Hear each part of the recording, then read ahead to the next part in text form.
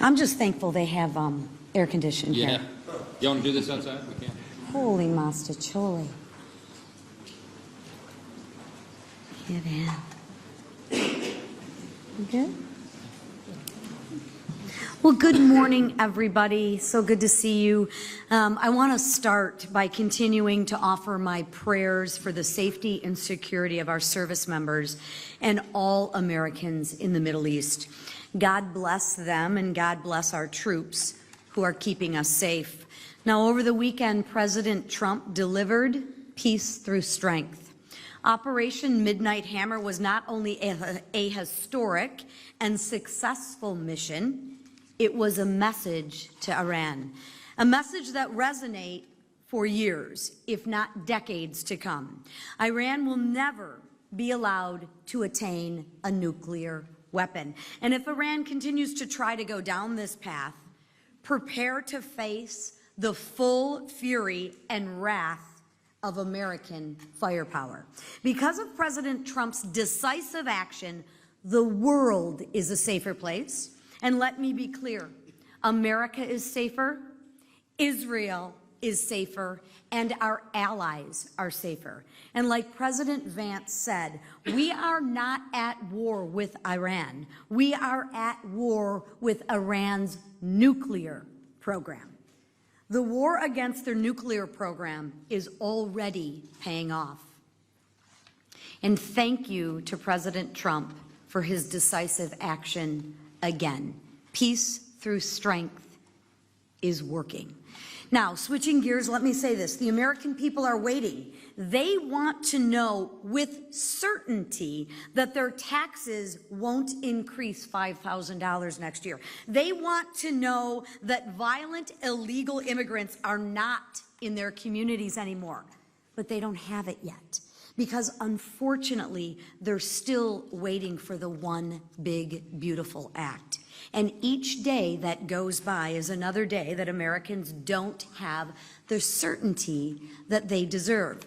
Whether you're a small business owner, a senior on Social Security, a tipped service worker, or a first responder working overtime to protect our communities, the one big, beautiful bill helps you. Americans should not have to wait any longer. There's no time to waste. Let's get this done. Let's send this bill to President Trump's desk so it can become law. Now, here with me today is a fellow Michigander.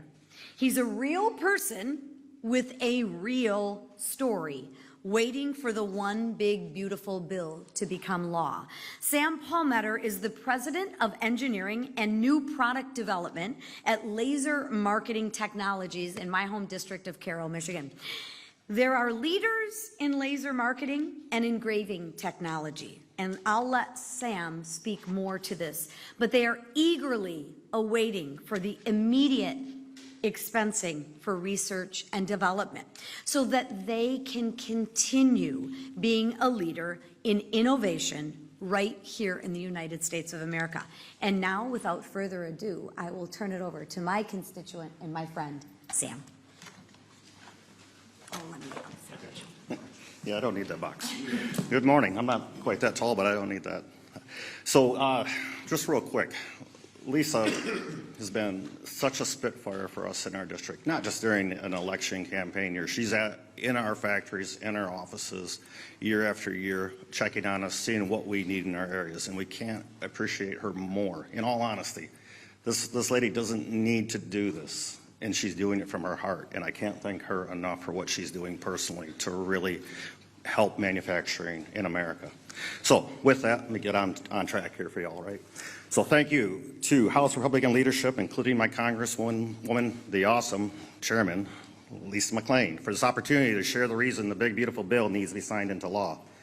As the founder of Laser Marketing Technologies over 20 years ago, and as a lifelong resident of Michigan, a manufacturing state, I've seen firsthand the demise of the manufacturing sector in America and good-paying manufacturing jobs.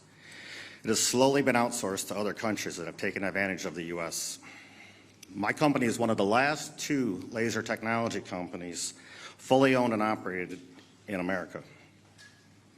We had a third competitor from Ohio that tried to hang on but went bankrupt and was subsequently purchased last year by a foreign entity. Now think about that, right? These are the guys, we're the ones that are in the background supplying a lot for the Department of Defense, other items that are critical to our sovereignty. And this is going to foreign actors that own it. So this is what's happening to America. Our manufacturing IP is being bled off to other countries. It needs to stop now, before we don't have the manufacturing and intellectual property to build what is needed for our military and other vital industries. So with that, the following items in the One Big Beautiful Bill Act that really matter to me and many other small business owners, not just in Michigan, but throughout the U.S., are the permanent increase of the qualified business income deduction to keep our taxes low and competitive on a global scale, not just in the U.S., but we are competing against everybody else. So why is our taxes so much higher than other countries? No tax and overtime is great for my employees. Just imagine if you're in trades, right? You're a trades person and you work an extra 20 hours and you get your check and you look at it. You guys ever go through this? Anybody? Maybe not. But if you're in trades or anything like that, even if you work at a grocery store and you see that overtime, you think you're going to bring that in, and it's half of what you thought it was going to be because somebody else got your money. It didn't go in your pocket and it never will. Let's change that, right? That's part of this big, beautiful bill. That's really, really phenomenal. And that should really resonate with everybody that's actually working with their hands, right? The people that serve you food, everything. Specialty deduction allowance for qualified production property. This will allow us to invest into the future and will immediately allow us to double our manufacturing space. So instead of expensing this off across 40 years, I'll be 90 years old by then, right? What's that gonna matter to me? But if I can expense our manufacturing additions and new buildings that we need to build so we can supply the machinery for the U.S., we can do that and immediately write that off. And that means something because that puts it back in and we put it right back into our local economy. What is that saying? High tide rises all boats. That's what this is about, right? We do this. It's not trickle-down economics or whatever, which I have nothing against, but let's think about it, right? If we are putting this money back into the U.S. manufacturing, where tradespeople are building these buildings and then qualified, good paying jobs for workers. So the One Big Beautiful Act encourages American businesses to create new things in the U.S. to get our economy back on track. This bill incentivizes us to create new jobs in the U.S., and we are incentivized to manufacture in the USA. And with this new law, we will continue to do this, but at a much, much faster rate. I'm excited to keep making it in America for America. Thanks. Great job. The One Big Beautiful Bill is a once-in-a-generation opportunity to deliver real-life results to the American people, as you just heard from Sam. From energy producers in Louisiana to police officers in Minnesota, this landmark legislation truly holds promise for every single American. Today's guests are a testament to that. I'm proud to welcome James Stewart to speak this morning on the impact of the One Big Beautiful Bill that it will have on law enforcement officers in Minnesota and across America. With more than 30 years of frontline experience, Sheriff Stewart is here today on behalf of the Minnesota Sheriff's Association to represent the men and women who sacrifice their safety, comfort, and time to keep us all safe. Some even make the ultimate sacrifice with their lives. President Trump and House Republicans stand with our nation's brave law enforcement officers. The One Big Beautiful Bill makes clear that we don't just do so with words, but with our actions. President Trump campaigned on no tax on overtime, and now we're following through on that promise. To the benefit of our men and women in blue, by the way, and their families. And I thank the President for his vision of a prosperous America that truly appreciates and honors the bravest among us. With that, I'll turn it over to Sheriff Stewart from Minnesota's 6th Congressional District. Well, thank you, Congressman Emmer, for inviting me to speak this morning and for your leadership. My name is James Stewart. I'm the Executive Director and CEO for the Minnesota Sheriff's Association, a former Vice President for the National Sheriff's Association, and retired sheriff of Anoka County, located in Minnesota's 6th Congressional District. After more than 30 years in law enforcement, I know the sacrifice that is required to carry out the mission of protecting our communities. The sacrifice of late nights, weekends, and holidays away from the dinner table and special events with your family. Early mornings out the door before your children even wake up. and the mental toll of routinely encountering scenes that no human should ever have to witness, and the ultimate sacrifice some officers make with their life in exchange for a safer tomorrow for the people that they proudly serve and protect. Law enforcement officers sometimes work 100+ hours per pay period, and not only is that time spent away from their family and their friends, it is more time in the line of duty, putting their lives at risk. No tax and overtime pay would benefit our protectors all across the country in tremendous ways. The increase in take-home pay for these deputies and officers rewards the extra hours and the extra efforts that they devote to protecting their communities, impacting their own lives in significant ways. That is more money in their pockets to save, to invest, and to grow. With more net pay, our protectors could reduce financial burdens and ultimately the related stresses and rely less on second jobs and better focus on serving others in their demanding roles. But no tax and overtime won't just lead to a bigger paycheck. Law enforcement agencies across America right now are facing staffing shortages and struggle with recruitment and retention like never before.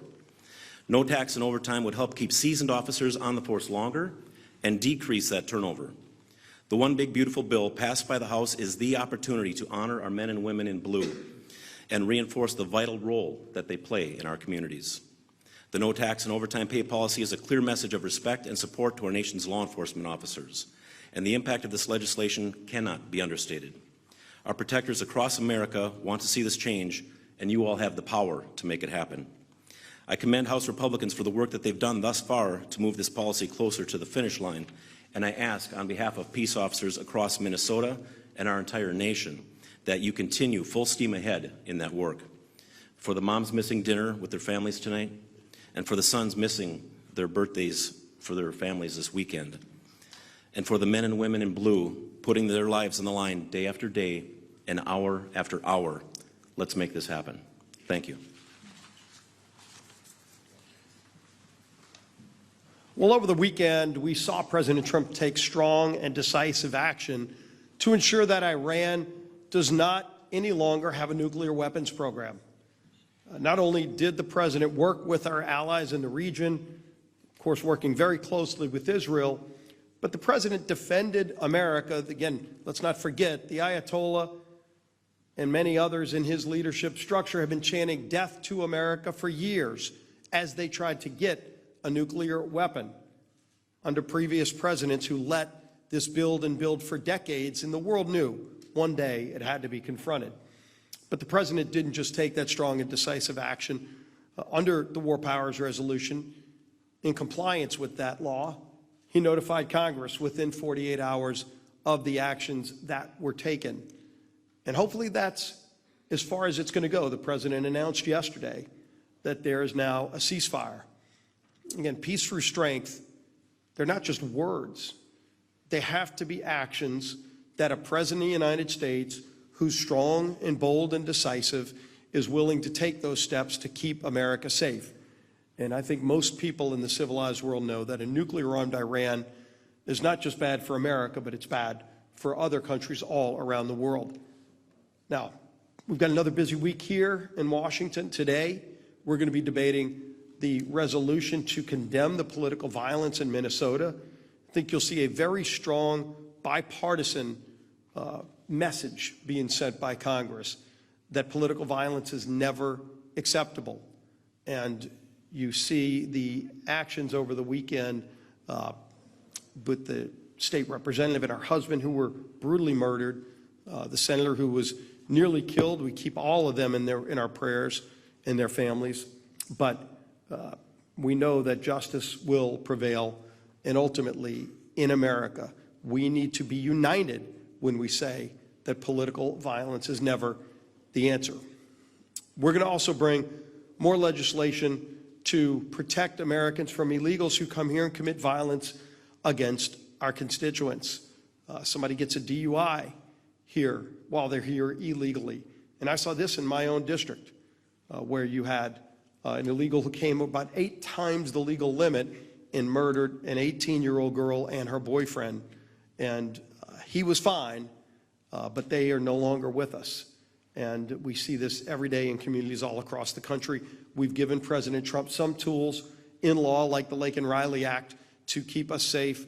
from people who come here illegally and commit violent acts against our citizens. This will be one more of those tools. And of course, Friday we're going to have a vote to stand up for our ICE agents and for law enforcement in Los Angeles and other communities who are trying to keep us safe in the face of these violent riots, like the LA riots that you're seeing. That will be Friday.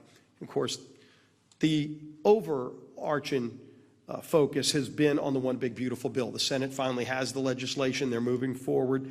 We've continued up here to talk about so many great things that this will do to get our economy back on track, to put more money in the pockets of hardworking families through so many provisions like certainty in the tax code, ensuring that you don't have a massive tax increase that would hit lower and middle income families, no tax on tips, no tax on overtime, the ability to have bonus depreciation, some of the other things that would bring investment into this country. But we also have so many other provisions. Border security, of course, is one, but energy security is a big component of this bill to allow America to continue producing more oil so we don't have to be dependent on foreign countries. So world markets aren't worried about an action Iran might take. When you saw them talking about shutting off the Strait of Hormuz, you really didn't see much of a change in oil prices because America and our allies can now pick up the slack because you have a president, Donald Trump, who wants to open up more American energy opportunities. And so do our friends around the world. And in this bill, we have a number of provisions to do that. But rather than me talk about those provisions, and I love the great work that South Louisiana is involved in so many different fronts at producing energy for the rest of the country and the world, but I am proud to have one of my constituents, Paul Danos, whose family for 3 generations has been involved in the energy industry. He knows just what it takes to produce American energy and the challenges that can be posed if Congress and the White House don't get it right, and what opportunities we have ahead for our country if we do get it right. That great leader is my friend Paul Danos.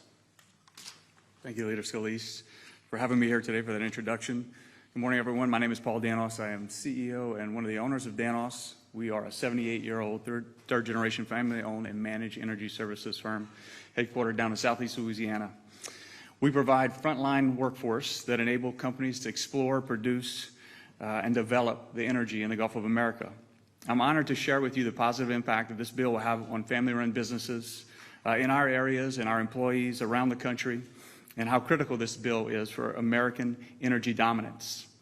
I'm honored to represent so many hardworking people that provide safe, reliable, and affordable energy to our country.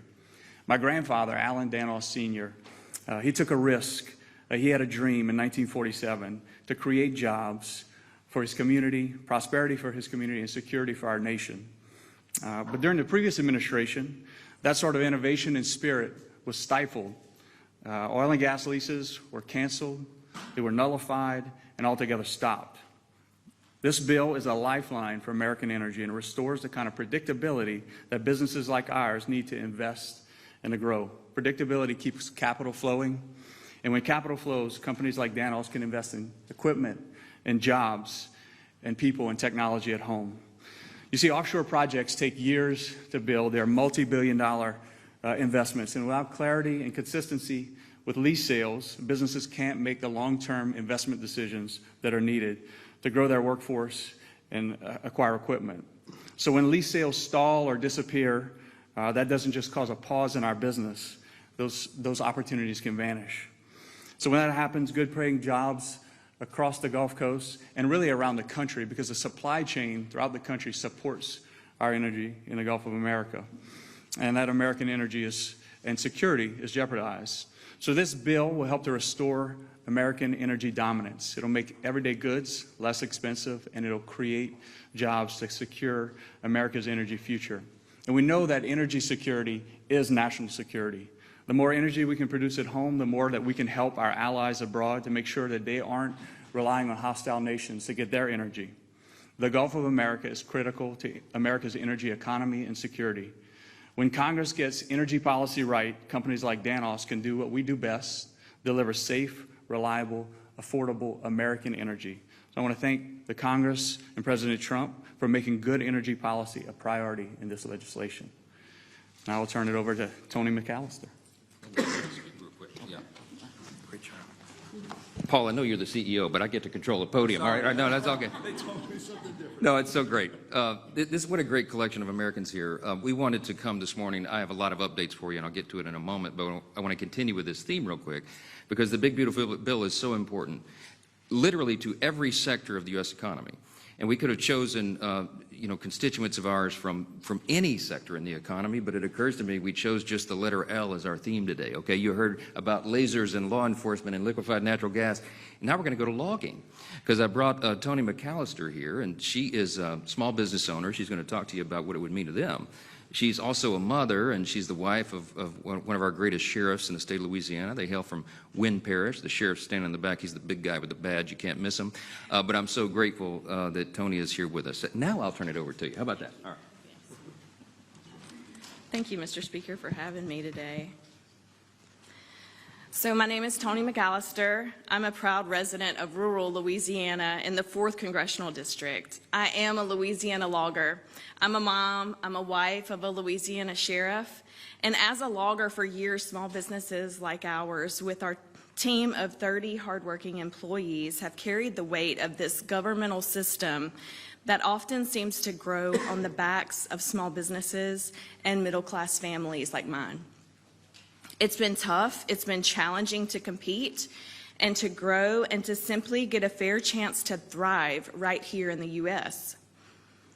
But today I'm filled with gratitude. I am thankful to President Trump and the House Republican leadership who have made it a priority to reset this system, to put hardworking Americans first, to support the businesses and the families who are the backbone of this great nation. When the One Big Beautiful Bill is signed into law, it will finally give small businesses like ours a better opportunity to not just to survive, but to grow and to succeed. Some of these have been mentioned already, but just as a reminder, this legislation will lower the effective tax rate for producing in America, increase and make permanent the small business deduction, double immediate small business expensing, and reduce reporting burdens for small businesses. In Louisiana, timber is not just what we do, it's who we are. It's the largest agricultural product in the state, and it is vital to the survival of so many rural communities across our state and across the South. This bill recognizes this impact of small businesses just like mine.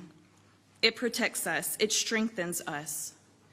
For far too long, the U.S. has been one of the largest importers of raw pulp, pulpwood, and timber products. This has led to the shutdown of many mills and the loss of way too many American jobs. So I want to personally thank the President for continuing to fight to reduce unregulated imports from other countries and for standing firm to support American-made products by American workers. Another piece of this bill that hits even closer to home is the historic investment in our border security.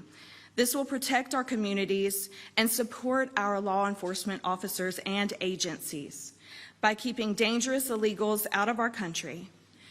As a wife of a Louisiana sheriff, knowing that this administration is working hard to stand behind law enforcement gives me a peace of mind. It empowers our officers, federal, state, and local, to do their jobs because they know they have the backing of this administration and the Republicans in Congress. It means the world to me to see the leaders who value the safety, well-being, and dedication to those who put their lives on the line for us every single day. The One Big Beautiful Bill is more than policy. It's progress. It's progress for small business owners, for working families, for rural communities, and for our law enforcement. Again, thank you, Mr. Speaker, for having me. Thank you to the President for seeing us. Thank you for standing with us. Thank you to the House Republicans for working hard to get this done, not just for today, but for future generations. Thank you.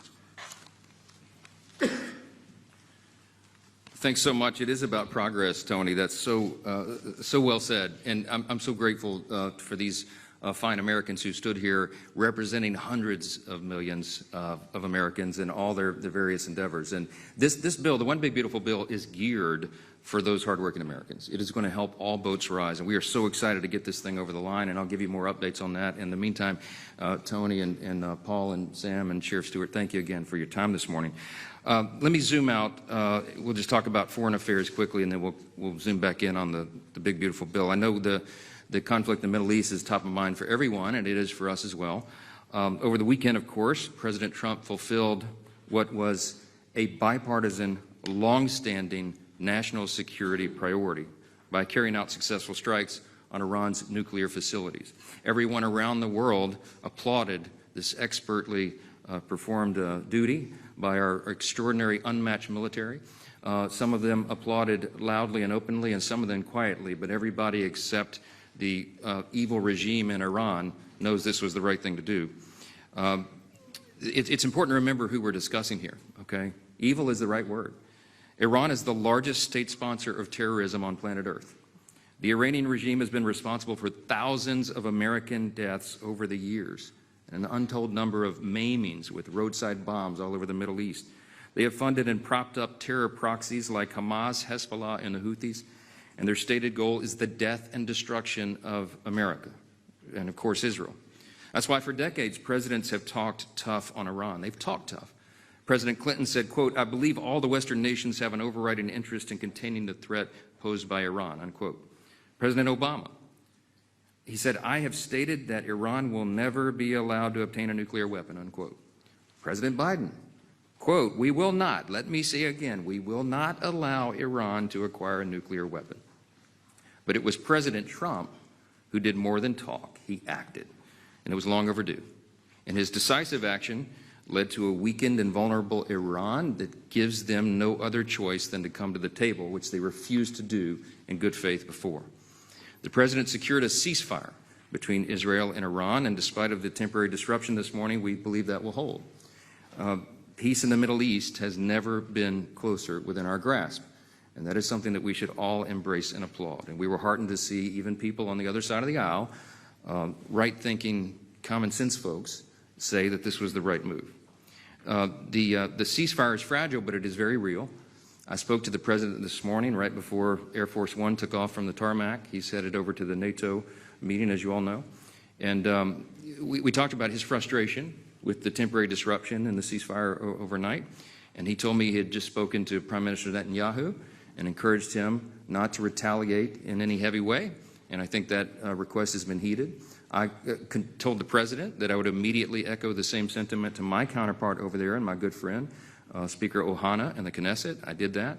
I believe that Israel and the United States are locked arm in arm on this, and that unified front and that common goal is what is going to maintain peace. So I just want to say overall, this is America First policy in action. This is, as has been said here already this morning, the penultimate demonstration of peace through strength. This is what it means. But you got to have a strong commander-in-chief to make sure that happens. Regarding the presidential authority, now naturally, of course, we've got some Democrats here on Capitol Hill who they have an allergic knee-jerk reaction to anything that President Trump does, no matter how noble and good. And they of course, are opposed to his latest work to make Americans safer and bring peace in the Middle East, if you can imagine that. Some have even called for his impeachment over this. It's absolutely outrageous. It would be comical if it were not so serious and stupid. Let me be clear and be as clear as possible. The strikes on Iran's nuclear facilities were clearly within President Trump's Article 2 powers as Commander-in-Chief. It shouldn't even be in dispute. Allow me to put my constitutional law hat on for a moment, because that's what I used to do, because both the law and the precedent are important for everyone to understand here. This may answer a lot of questions that you might ask this morning. The framers of our Constitution never intended for the president to seek the approval of Congress every time he exercises his constitutional authority under Article 2 as Commander-in-Chief. Alexander Hamilton argued in Federalist number 70, just for one example, that, quote, "Energy in the executive is a leading character in the definition of good government. It is essential to the protection of the community against foreign attacks," unquote. This is why the framers did not explicitly set restrictions on the president when it comes to using military force. They understood something very practical about our matchless legislative body here in our Constitution. The way the Congress was set up, they knew it would be a deliberative body, and they knew that process by necessity would take time. And in an emergent and imminent situation, time is not something we always have the luxury of.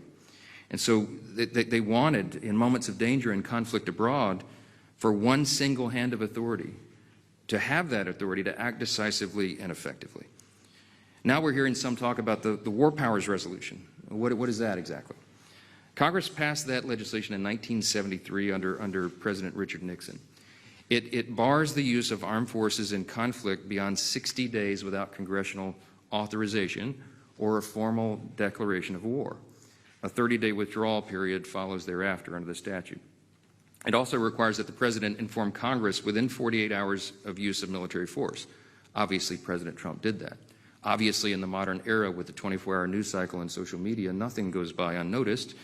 This might have made some sense in 1973, but I'm not even sure it was constitutional, and I'll tell you about that as well. Many respected constitutional experts argue that the War Powers Act is itself unconstitutional. I'm persuaded by that argument. They think it's a violation of the Article II powers of the Commander-in-Chief. I think that's right. If you look back at the Founders' intent, you read the Federalist Papers, you read the records of the Constitutional Convention, I think that is right. And many more scholars believe the President is correct to use this executive authority in exactly the manner that he did over the weekend. I am a jealous guardian of Congress's Article I authority. We are the defenders of it here, and we take it seriously, and I always will be. But exercising the authority to declare war isn't something we've done since World War II. And everybody in this room knows, since then we've had more than 125 military operations. From Korea and Vietnam to Iraq and Afghanistan, they have occurred without a declaration of war by Congress. Presidents of both parties have exercised that authority frequently. A few recent examples. President Biden ordered strikes on Iraq, Syria, and Yemen. President Obama launched an 8-month-long bombing campaign in Libya to oust Gaddafi. President Clinton initiated air patrols and air strikes in Bosnia and a bombing campaign in Yugoslavia. Every one of those actions were taken unilaterally and without prior authorization from Congress. The bottom line is the Commander-in-Chief is the President. The military reports to the President, and the person empowered to act on the nation's behalf is the President. The last few days have unfolded exactly as the law outlines and as history has demonstrated and as the framers of the Constitution intended. I'm convinced of that. Let me change subjects. We'll zoom in back to domestic affairs and the one big, beautiful bill. I will say it's very relevant to the discussion about global affairs because one of the things, as you all know, that the big, beautiful bill will accomplish is it will support our military funding. While congressional Democrats feign concern about the safety and well-being of U.S. service members, House Republicans are working to deliver legislation that actually accomplishes that and supports them. I think it's really important that amid this global threat landscape that we point out there's never been a better time for a piece of legislation, a generational, once-in-a-generation opportunity legislation like the One Big Beautiful Bill. This bill funds President Trump's Golden Dome to bolster long-range missile defense capabilities. How many of you know that's kind of important right now? It accelerates the modernization of our nuclear deterrent. Couldn't have a better time for that. And it revitalizes our defense industrial base. Here's a few specifics. $34 billion to expand the size and capabilities of our naval fleet. To $25 billion for the Golden Dome. $21 billion to restock America's arsenal of munitions and ramp up domestic production of rare earth and critical minerals. $13 billion for nuclear deterrence. $12 billion to enhance military readiness, among many other great provisions that I won't bore you with listing. It's exciting stuff. And the One Big Beautiful Bill is a generational investment in American military might. And we need to get it to President Trump's desk as soon as possible. I think we will. With that, I'll take a few questions. Chad. Considering how much this bill has changed in the Senate, how are you going to be able to pivot and sell your members on a vastly different product so quickly? But before, characterize what that's going to be like. The President says you need to be here this weekend. Are you going to keep members here without anything to vote on, with no clarity on when the Senate's going to send that across? Yeah, first thing first, I don't think we can say it's a vastly different product. Don't prejudge it yet. We're still awaiting the final details. We've given space for the Senate to work. They're a separate chamber, of course. I've been emphasizing from the very beginning, this is a one-team approach. The House and Senate Republicans working together in tandem with the White House. There's no daylight between any of us on the ultimate goal and objective. When we set what you all thought were audacious deadlines in the early part of the year, and I said we would do our bill by Memorial Day, many of you smirked. I saw your faces. You laughed at me when I said that. But we beat it by 4 days, okay? When we said we would get the whole thing to the President's desk by July 4th, and that was our objective, many of you also rolled your eyes, but we are on target right now to do that very thing. So if the Senate acts accordingly, and they act according to what we expect right now, we work out the final details, they would get that passed maybe by Friday, Saturday. And I've told our members, we just had the big House Republican Conference meeting, the weekly meeting, and I said, keep your schedules flexible. July 4th is always a district work period, as is tradition, so everybody can go home and celebrate the 4th of July with their constituents and their families. But there's nothing more important that we should be involved in and can be involved in than getting the one big beautiful bill to the President's desk. So if the Senate does its work on the timeline that we expect, we will do our work as well. And I think everybody's ready for that. Yes, sir. Have you taken any role in talking to some of the senators that have specific issues, say adding to the debt or Medicaid cuts, about what could get past the House? Yeah, why do you think I look so tired? Yeah, I've been talking to individual senators ad nauseum and sharing with them the conversations and the deliberations and the negotiations and the conclusions that we reached together here in the House, remembering that we worked on it for over a year on this side, and they've had to have a truncated work period of just a few weeks on this in reality. So they're going through the 5 stages of grief on their individual preferences, as we did over here, but again, we had longer time to process it.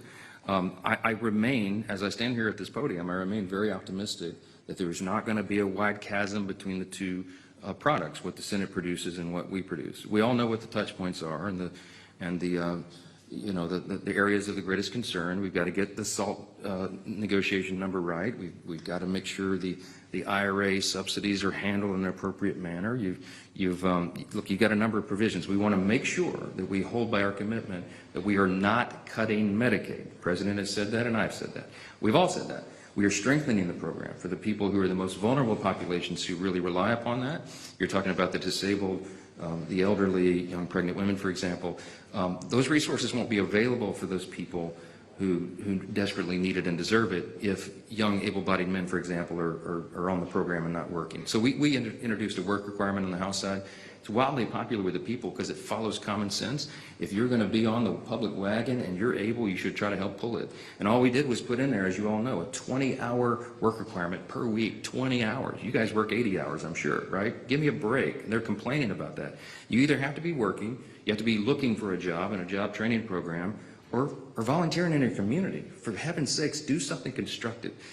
That is something that everybody nods their head in agreement at a town hall and says, yes, do that. Why didn't we do it already, right? So what we've done is strengthen the program. I hope and believe, I pray, that the Senate will follow that same theme and not do anything that we couldn't pass on the other side over here. Last question. So I want to ask you about, so you mentioned a couple of things as far as the ceasefire goes. You said that you believe it's fragile. You also mentioned your opposition to the War Powers Act. I want to ask you, if the ceasefire isn't able to hold, do you think that you will take action to address concerns on the other side that Trump was unconstitutional in his actions, or perhaps think about repealing or altering the War Powers Act? There's a lot there. Look, the reason that the ceasefire is fragile is because you have Iran as one of the parties, and they have demonstrated for us over the decades that they are not to be trusted. You know, Ronald Reagan said, "Trust but verify." We're now in a posture where we verify and then trust, okay? And that's where we are. They have not been truthful over the years. They have not been reliable for their word, and they have in so many ways, they've been a very irrational actor on the world stage. So it's fragile just because of the parties involved. But what I would say about our role here in the Congress is that there were a couple of resolutions floated. One of our Republican colleagues, Thomas Massey, has got over 50 Democrats who had signed on to his War Powers Act resolution he wanted to bring to the floor. They were filing those resolutions as privilege resolutions, which means they must be heard within a certain number of days, 15 days of legislative business. And I don't have the power to stop a privilege resolution, but I did talk to Thomas, who is a colleague and friend. I talked to him on the floor. We never agree these days. I'm not sure where his philosophy is coming from, but anyway, I talked to him on the floor last night and I said, listen, in light of the ceasefire, if the ceasefire holds, obviously you would agree that your War Powers Act resolution is now a moot point? And he said, yeah, it probably is. So we may not have to act upon that. I hope we don't, because I think it would be a terrible look, and it will not pass the House because it's inappropriate and it's not a proper use of the law anyway. The President has clearly fulfilled his responsibility under the War Powers Act, assuming that that act was even constitutional. So, yeah. One last question. On the subject of Thomas Massey, if he does face a primary counter as Trump was threatened to will you defend him in that primary? That's the hardest question I had this morning. I'll be totally honest with you. Okay. Look, the Speaker's job, my role with my party cap on, is I'm the leader of my party here, and the Speaker leads the Incumbent Protection Program. Right, that's what we call it. I got to make sure everybody gets reelected. I travel the country nonstop, relentlessly raising money to ensure that that happens. But I certainly understand the President's frustration about the colleague you named, and he and I talk about that quite a bit. Can't quite understand what the rationale is, but if you're here and you're wearing one team's jersey, and every single time you vote with the other team, people begin to question what your motive is and what your philosophy is, and why you're so consistently opposed to the platform, the agenda of your party. So I'll leave it at that. I talked to Thomas about this very frankly, because I said he's a friend. I want him to come to his senses and work with the team, and I try to work with him every day to do that, as I do everybody here. So that's my answer this morning, okay? Thanks so much. Appreciate it.